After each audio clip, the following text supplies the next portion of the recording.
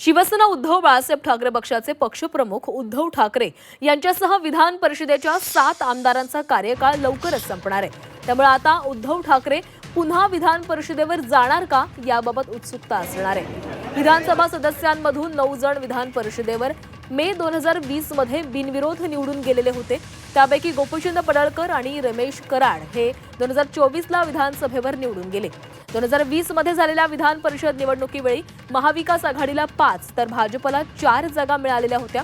मात्र यावेळी महायुतीचे संख्याबळ तब्बल 235 इतकं आहे। मवियाकडे 48 विधानसभा सदस्य आहेत, त्यामुळे मवियाकडून कमी लोकांना संधी मिळणार असल्याचं स्पष्ट आहे।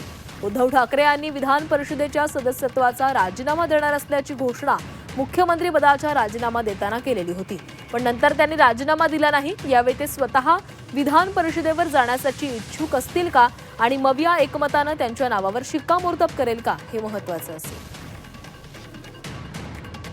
महाविकास आघाडीमध्ये काँग्रेस, राष्ट्रवादी काँग्रेस, शरद पवार आणि आमची शिवसेना आहे बाळासाहेब ठाकरेंची।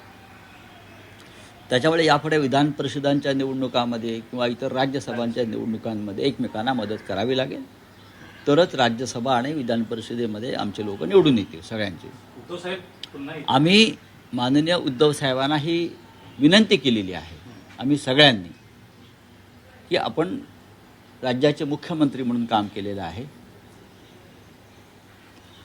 आणि त्या विधिमंडळामध्ये आपण पुन्हा जाणं हे राज्यासाठी आणि जनतेसाठी आवश्यक आहे। हे आम्ही त्यांना विनंती केलेली आहे, त्यांनी जावं अशी। त्यांना काँग्रेस साथ देते का, शरद पवारची राष्ट्रवादी साथ देते का, हे सर्व पाहावं लागेल ना, कारण की त्याच्याशिवाय त्यांना विधान परिषद जाता पण येणार नाही।